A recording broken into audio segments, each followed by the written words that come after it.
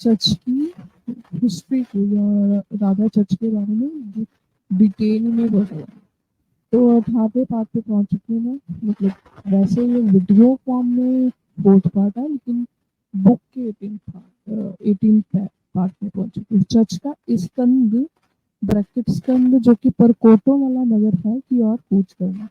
जब चर्च को पता चला कि पहाड़ी राजा बाबिया को छोड़कर स्कंद की ओर चला गया है, तो उसने बाबिया का दायित्व एक जिम्मेदार सामंत को सौंप दिया और स्वयं स्कंद की ओर कूच किया। स्कंद के दुर्ग के बाहर उन्होंने अपना खेमा गाड़ा।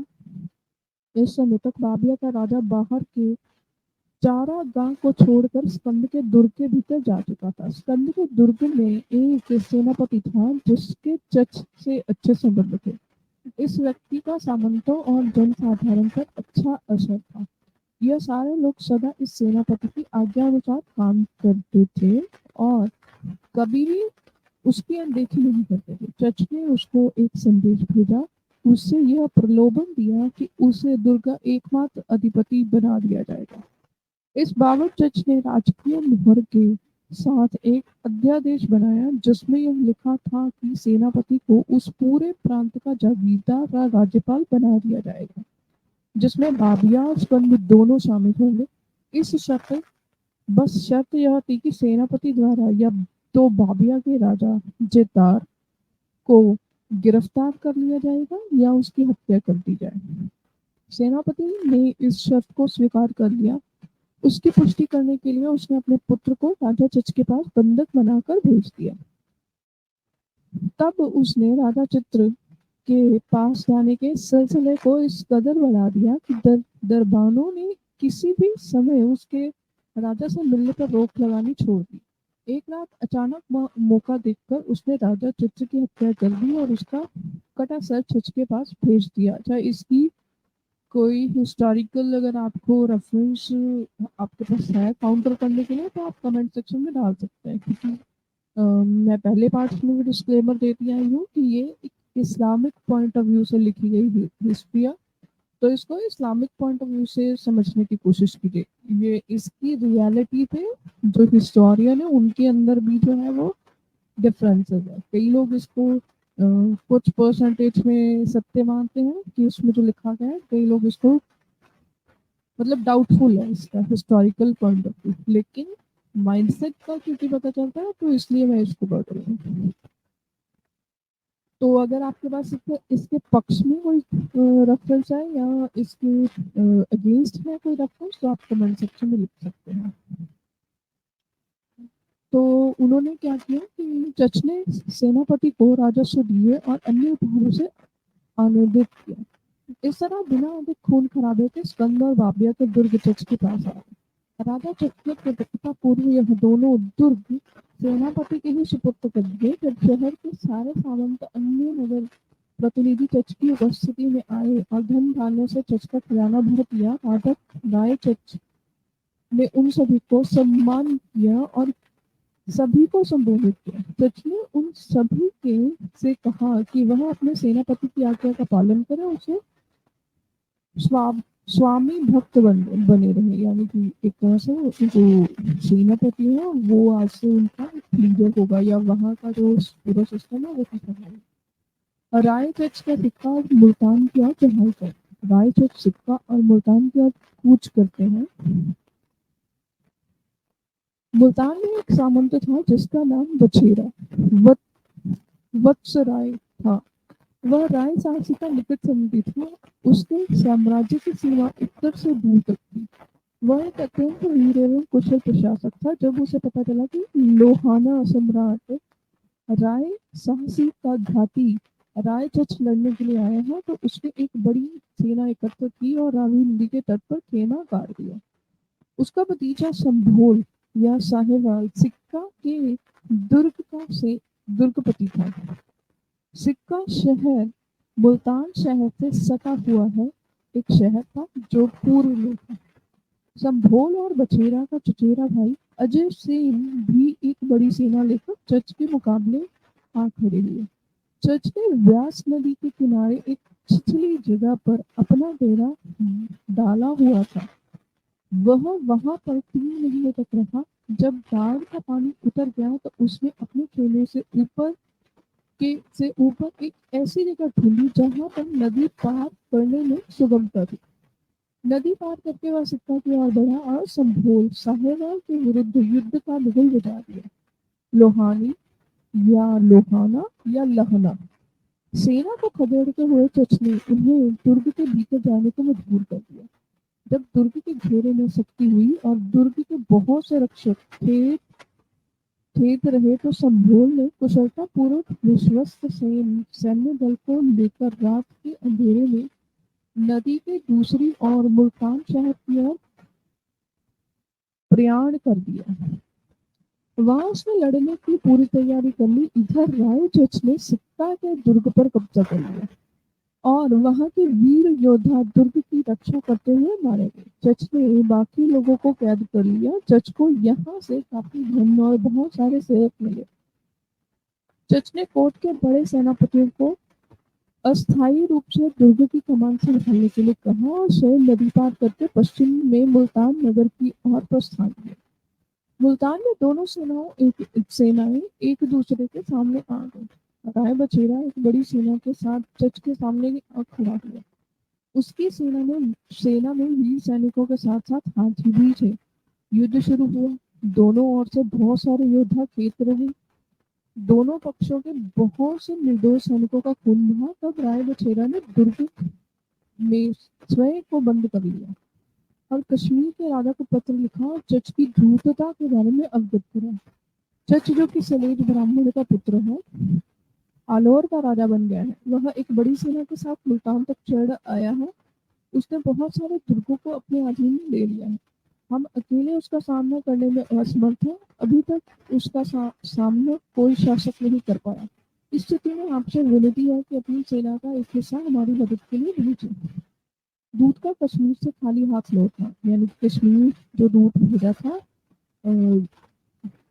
हेल्प के लिए, वो खाली हाथ आ गया। इससे पहले कि दूत कश्मीर पहुंचता, कश्मीर के राजा का देहांत हो चुका था। उसका पुत्र गद्दी पर बैठा था। कश्मीर देश के मंत्री, सचिव और दरबारियों ने व अन्य गणमान्य सभासदों ने इस पर विचार किया। दूत को इस प्रकार का चतुराईपूर्ण जवाब दिया। कश्मीर के सम्राट परलोक सिद्धा चुके हैं। उनके पुत्र अभी अल्पसंख्यक ही है। इस अल्पसंख्यकता के कारण वे अनुभव से रहित हैं। उनकी अपनी सेना देश के विभिन्न हिस्सों में विद्रोह कर रही है। हमें पहले इन विद्रोह को दबाना है, इसीलिए वह इस अवसर पर हम आपकी मदद नहीं कर सकते। आप अपनी मदद स्वयं करिए जितनी आप कर सकते हैं। जब दूत वापस लौट आया और बछेरा कोई यह सूचना मिली तो वह कश्मीर के राजा की ओर से मदद मिलने की आशा छोड़ बैठा। हताश होकर उसने राय चचकी से शांति समझौता करने की पेशकश की। उसने यह विनती की कि उसे सुरक्षा के साथ दुर्ग को छोड़ने दिया जाए। इसके लिए उसने रायचक से लिखित आश्वासन मांगा, जिससे कि वह अपने अनुचरों के साथ जब दुर्ग को त्याग कर अन्य शरण स्थल पर जाए तो मार्ग में उससे और उसके अनुचरों को परेशान न किया जाए। रायचक ने इस पर सहमति प्रकट की और उसे सुरक्षा का लिखित आश्वासन दे दिया। बछेरा आश्वासन पाकर अपने आश्रित और अनुचरों के साथ निकलकर कश्मीर के पर्वतों की ओर चला गया। चच ने दुर्ग पर कब्जा कर लिया और इस देश का एकत्र सम्राट बन गया। इस राजा के बारे में जानने के लिए कृपया पुस्तक के अंत में परिशिष्ट 1/1 देखें, यानी कि जो ऊपर राजा के बारे में डिस्क्रिप्शन दी गई है, उस राजा के बारे में अगर आपको जानना है तो इस मेरे जितनी भी वीडियोज है उसके लास्ट पार्ट में आपको पता है।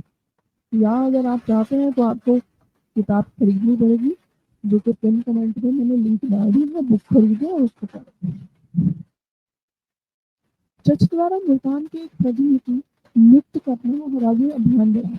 जब मुल्तान का दुर्ग जीत लिया गया तो वहां पर एक ठाकुर को नियुक्त करके राय चच मुल्तान की नगर देवी के मंदिर में जाता है।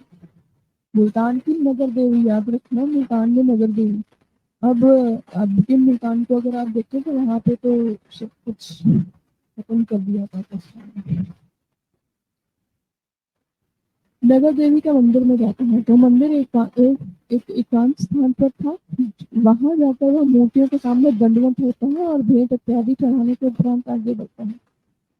ब्रह्मपुर, करूर, आशहर के अधिपत्य चच को कर देते हैं। इसके बाद चच फिर कुंभा और कश्मीर की ओर आक्रमण करता है। इस पूरी गाथा के दौरान कोई भी राजा राष्ट्र में उसका विरोध नहीं करता, जिससे यह पता लगता है कि अगर परमात्मा किसी को महान बनाता है तो उसके लिए मुश्किलें आसान हो जाती हैं। अच्छा, ये मैं बता दूं, ये जो लाइन है ये इस्लामिक पॉइंट ऑफ व्यू से लाइन लिखी गई है, ठीक है, तो इसको लिटरली मत मानना, क्योंकि ये इस्लामिक पॉइंट ऑफ व्यू से क्योंकि इस्लाम में, इस्लामिक थियोलॉजी में ये है ना कि आप जिहाद करो तो जो ईश्वर अल्लाह है वो आपकी हेल्प करे। यहाँ पे ऐसा कुछ नहीं है। यहाँ पे एक पर्टिकुलर अपने ही एरिया को राजा चच ने जो है तो दोबारा से चेक करने के लिए वो एक यात्रा कहते हैं ना कि यात्रा की थी सब जगह पे, ठीक है, तो उसको लिटरल वे में मत लेते हैं, ये सकते हैं। ओके, इस प्रकार विजय के बाद विजय प्राप्त करते करते राय शकलहर के मशहूर दुर्ग के पास पहुंच गया। यह शकलहर का दुर्ग कुंभा प्रांत का मुख्य कोट या दुर्ग था। यहाँ पर चच 1 महीने तक रहा। इस दौरान आसपास के क्षेत्र के राजाओं ने उनको कर दिया और उनके अधीन आना स्वीकार किया। यहाँ के स्थानीय राजाओं के साथ चच ने विशिष्ट समझौते किए, जिससे कि क्षेत्र में साबित स्थायित्व रहे। फिर उसने 2 नवजात पौधे लगाए, जिनमें एक मैसी या पॉपुलर था, दूसरा देवदार था। उसने इन पेड़ों को कश्मीर की सीमा पर स्थित एक नदी के किनारे लगाया। इस नदी का नाम पंचमहियात बताया गया बताया गया है, जो कि कश्मीर के पर्वतों से निकलती है। यह नदी कश्मीरी पर्वतों से निकलती थी। चर्च उस जगह पर तब तक टिके रहे जब तक कि उन दोनों पेड़ों की शाखाएं आपस में अटखेलियां न करने लगी। तब जज ने वहां से प्रस्थान किया और घोषणा की, यह सीमा हमारे और कश्मीर के राज्य के बीच की हो गई है, इसके पार हमें नहीं जाना है। कृपया पुस्तक के अंत के परिशिष्ट 1/14, 22, 23 देखें। तो जो लास्ट पार्ट होगा उसमें मैं जब मैं करूंगी तब मैं आपको दिखा दूंगी, यानी कि आपको जब ये प्लेलिस्ट खत्म होगी उसके लास्ट एपिसोड में देखना पड़ेगा। अगर आप अभी देखना चाहते हैं तो आपको बुक खरीदनी पड़ेगी, क्योंकि मेरे पिन कमेंट में लिंक है। जज का अपनी सीमाएं उत्तर पूर्व में कश्मीर में स्थापित करके वापस लौटा। जज इस प्रकार हिमालय की अलंकाओं में सीमाएं स्थापित करके आलोर वापस आता है। आलोर में वह 1 वर्ष तक रहता है। उसने यात्रा की थकान मिटाई, साथ ही साथ उनके सेना प्रमुख ने बहुत सारे अस्त्र एकत्र किए। तब उसने मंत्री से कहा, मेरे हल्के पूर्व की सीमाओं के संबंध से में निश्चित है, अब हमें दक्षिण की ओर ध्यान देना चाहिए। मंत्री ने कहा, बेशक राजा की बेहतरीन आदतों में से एक यह है कि वे सदा देश की व्यवस्था के बारे में जानने की कोशिश करें। यह संभव है कि उत्तर में आपकी लंबे समय तक उपस्थिति के कारण दक्षिण में अव्यवस्था हो गई हो। ऐसा भी हुआ भी है कि राय साहसी के बाद उनमें से कई लोगों ने लगान देना बंद कर दिया है। उन लोगों में कानून के उल्लंघन का चलन भी देखा गया। इसके बाद उपयुक्त समय पर जज ने बुद्धपुर और सिविस्तान के लिए प्रस्थान किया। सिविस्तान के दुर्ग में एक सामंत था जिसका नाम मतहा था। जज एक दृढ़ निश्चय के साथ सिंध नदी के पार करते हुए सिंध नदी के का एक दूसरा नाम मेहरान भी मिलता है, यानी कि सिंध नदी को ना मेहरान भी बोला जाता है। उन्होंने सिंध नदी को वाटेट दिहायत नामक गांव के पास से पार किया।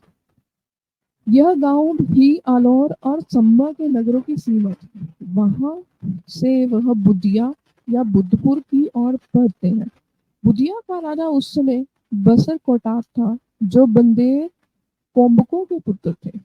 इसकी राजधानी काकाराज थी। उस जगह के लोग इसका नाम शिवी अथवा शवी बताते थे। जज ने आगे बढ़कर शिवी पर अधिकार कर लिया। काका का पुत्र कटाहा काबा आगे आया और अपने पिता के लिए अभयदान की मांग की। उन्होंने अपने ऊपर कर लगाना स्वीकार किया और समर्पण कर दिया। यानी कि इसकी भी जो पिक्चर्स वगैरह है या जो रेफरेंस है उसमें लास्ट के पार्ट में, इस प्लेलिस्ट के लास्ट पार्ट में दिखाऊंगी। सेना का शिवस्थान की ओर गया, फिर वहां से चच शिवस्थान की ओर कूच करता है। जब वह उस शहर में पहुंचता है तो वहां के शासक मत अपनी संपूर्ण सेना के साथ मुकाबला के लिए सामने आता है, लेकिन इस युद्ध में चच की जीत होती है। मत अपनी सेना के साथ दुर्ग की शरण लेता है। चच दुर्ग की घेराबंदी कर लेता है और युद्ध के लिए तैयार होता है। एक सप्ताह के बाद भीतर मौजूद सेना हतोत्साहित हो गई और अभयदान की भीख मांगी। अंततः सुरक्षा के वायदे के बदले दुर्ग की कुंजी चच की सेना सैन्य अधिकारियों को सौंप दी। चच ने वचन के अनुसार सबको रहम बख्शी। उसने सिविस्तान को मत के पास ही रहने दिया और अपने एक अधिकारी को वहां नियुक्त कर दिया। इस अधिकारी का यह काम था कि वह मत पर दृष्टि रखे। चच वहां पर कुछ दिनों तक रुक गया, जब तक कि सिविस्तान के प्रांत की उचित व्यवस्था न हो गई। उस प्रांत में विद्रोह के स्वर मंद ना पड़ गए, यानी कि वहां पर वो कुछ दिनों के लिए रुके थे राजा चच, ताकि वहां पे कहते हैं ना, एक एक स्ट्रॉन्ग मैसेज जाए, स्ट्रॉन्ग मैसेज देने के लिए वहां पे कुछ दिनों तक रुके थे। चच द्वारा आगम लोहना को ब्रह्मणाबाद के संदेश भेजा। सिविस्तान की व्यवस्था ठीक करने के बाद चच आगाम लोहान को ब्रह्मणाबाद के आधिपत्य स्वीकार करने के लिए संदेश प्रेषित करता है। आगाम लोहाना अपनी लोहाना जाति के अलावा लाखा, सम्मा, सहोता जाति के सिंधियों का भी प्रमुख था। आगम लोहान ने इस अवसर पर मत के संपर्क करने का प्रयास किया। हालांकि मत ने चच का प्रभुत्व हाल ही में स्वीकार कर लिया था, फिर भी चच के गुप्तचरों ने उस पत्र को, जो आगाम ने मत को भड़काने के लिए भेजा था, मकरान के पास जब्त कर लिया था। ब्राह्मणाबाद आज सिंध का मसूरा जिला से सिविस्तान का रास्ता कुछ दूर तक नहीं था, जो ब्राह्मणाबाद से मकरान जाने का था। इस अव्यनिष्ठ मार्ग पर उन पत्रवाहकों को पकड़ लिया गया था। इस पत्र में कुछ इस तरह से लिखा गया था, यानी कि वो वैसे तो चच के कंट्रोल में ही थे, लोहाना का जो एरिया है, लेकिन एक पत्र जो है वो गुप्तचर जो है उनके हाथ लगा था, जो राधा चच के। और उसमें क्या लिखा हुआ था, हे मत, जो शिवस्थान का राजा था मत, उसको भड़काने के लिए, मैंने हमेशा आपके प्रति मित्रता का व्यवहार किया, मैंने हमेशा आपका शुभ चिंतक रहा, मैंने कभी भी आपसे झगड़ा नहीं किया और न आपके विरुद्ध कोई काम किया। मैं आपके पत्र की अभी स्वीकृति करता हूँ जो मित्रतावश आपने मुझे भेजा था। आपने मुझे सम्मानित किया और आश्वस्त किया था कि जब तक हमारी मित्रता कायम है, कोई शत्रु हमारे निकट पटक नहीं सकता। मैं आपके झंडे तले कार्य करने के लिए तैयार हूँ। मैं आपके प्रत्येक आदेश का पालन करूंगा। राजपुत्र भी है, मेरे और आपके मध्य एक सहृदयता का संबंध है। आज जिस कठिनाई में से मैं दो चार हूँ, उसमें किसी को भी सहायता की गुहार लगानी पड़ती है। आप मेरी सहायता करें और इसके बदले में आप यहाँ से लेकर देवल के समुद्र तट तक अपना कहीं भी घर व जागीर बना लें। और अगर आप मेरे अधीन क्षेत्र में कहीं और भी ठिकाना बनाना चाहते हैं तो आपका अधिकार है, इसमें कोई भी रुकावट ना होगी। इस मुसीबत से छुटकारा पाने के बाद मेरी सेना सदा आपकी सुरक्षा में तैनात होगी। मेरे पास पर्याप्त सेना है जो आपकी आज्ञाकार होगी। लेकिन मत हतोत्साहित था, उसने चच की शरण में जाने से काफी शर्मिंदगी थी, परंतु दोबारा युद्ध करके वह अपनी जाति के लोगों का रक्षाप नहीं करना चाहता था। इसीलिए वह आंतरिक भाटर के उस क्षेत्र में चला गया जहां भाटी संभवतः राजपूत जाति का शासन था। इस क्षेत्र का शासन निर्मल था। चच द्वारा आगम लोहाना को दुर्ग के भीतर समर्पण हेतु संदेश भेजा, यानी कि उसी लोहाना को एक तरह से ये मैसेज भेजा गया कि तुम जो है वो समर्पण कर दो। तुम स्वयं को इस समय का राजा कहते हो, तुम्हारी वंश परंपरा, तुम्हारा गोत्र, तुम्हारा गौरव सर्व ज्ञात है। यद्यपि मैंने यह राज्य, धन संपत्ति और गौरव पूर्वजों से प्राप्त नहीं किया, फिर भी मेरी उन्नति और सौभाग्य का उत्स ईश्वर और पिता सेलस की कृपा है। दोनों जहां का पुण्य मुझे परमपिता और पिता के सानिध्य से मिलता है। यदि तुम सोचते हो कि तुम्हारी शक्ति, गौरव और वैभव का कारण तुम्हारी वीरता, शौर्य और संसाधन है, तब निसंदेह तुम्हारे यश का शीघ्र ही नाश होगा। यदि इसी विचारधारा पर चलते रहे तो तुम्हारा परिणाम एक प्रतिशोध प्रतिशोध जने अंत है।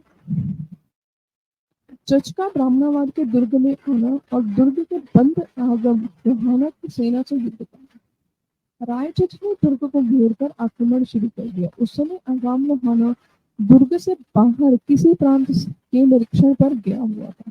जब उसे चच द्वारा दुर्ग पर आक्रमण की सूचना दी गई, वह तुरंत ब्राह्मणाबाद लौटा।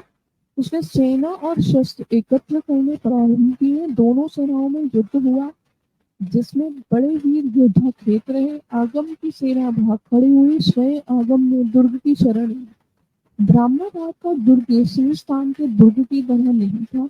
यहाँ पर अन्न और जल की अच्छी व्यवस्था थी। इस कारण दुर्ग का घेरा तकरीबन 1 साल तक चला। आगम ने विवश होकर सुदूर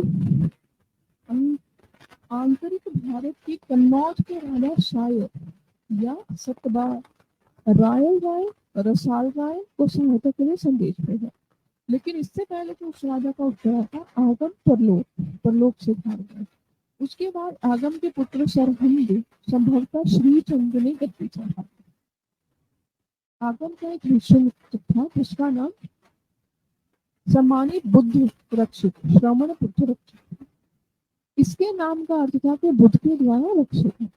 उसके पास ऐसा लगता है कि कोई चमत्कारिक शक्ति थी। उसके संरक्षण में एक मंदिर था। इस मंदिर का नाम बुद्ध नव विहार था, यानी स्तूपा होगा तो बुद्ध स्तूप थे, वो था। I am assuming. इसमें अनेकों मूर्तियां थी। इस मंदिर का मुख्य पुरोहित था। वह अपने त्याग, निष्ठा, करुणा के लिए ख्यात था।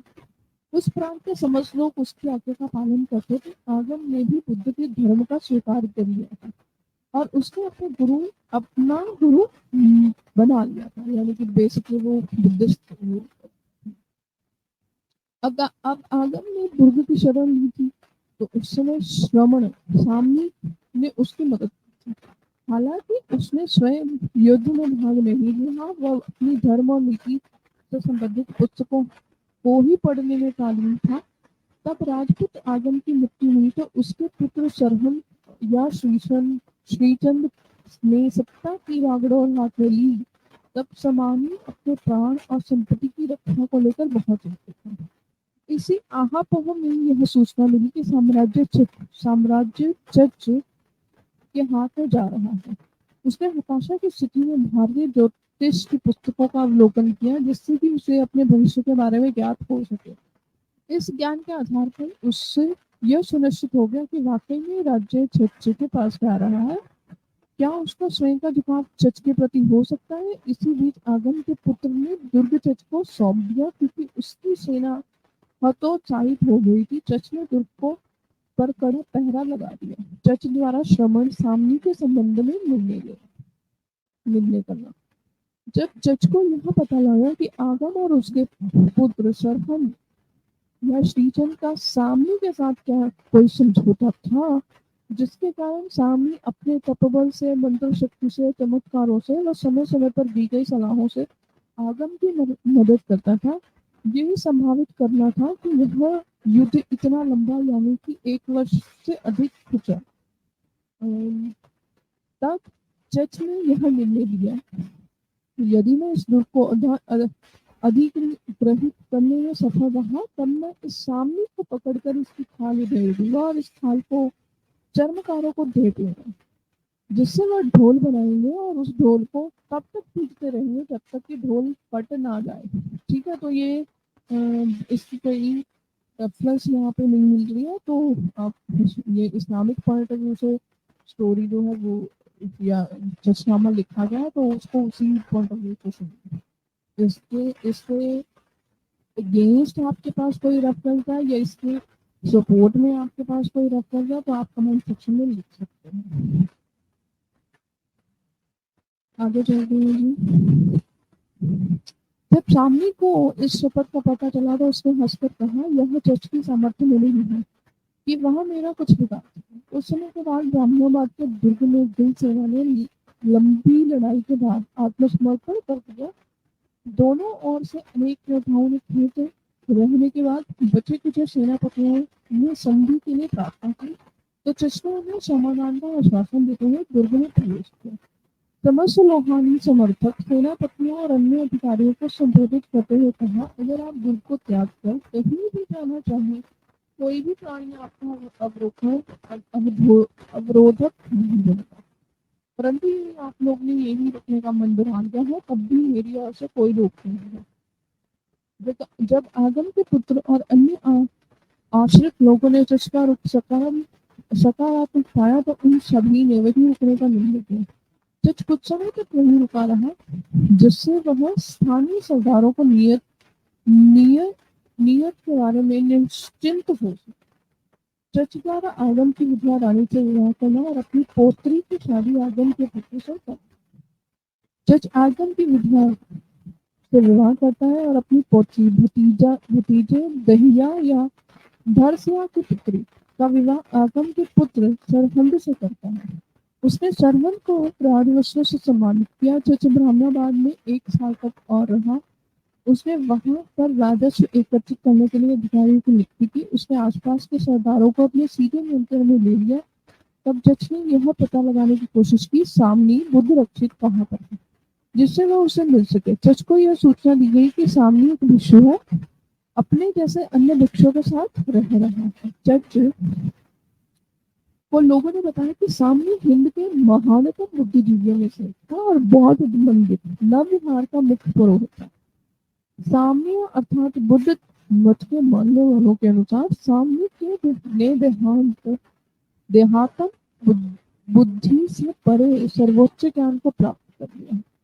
चमत्कारों में और मंत्रों में यह समानी इतना चतुर है कि उसने इसके माध्यम से बहुतेरे मनुष्यों को अपने वश में कर रखा है।